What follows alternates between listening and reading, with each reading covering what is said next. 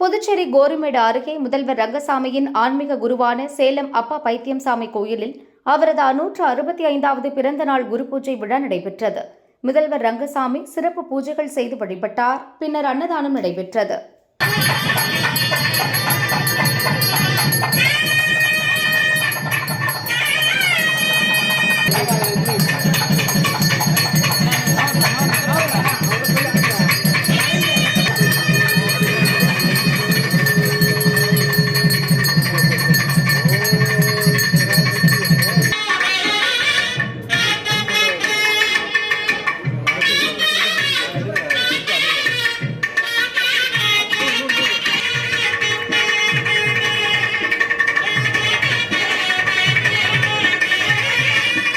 நாங்கள் வேண்டுதல் கேட்டால் புரிதல் வேண்டும்.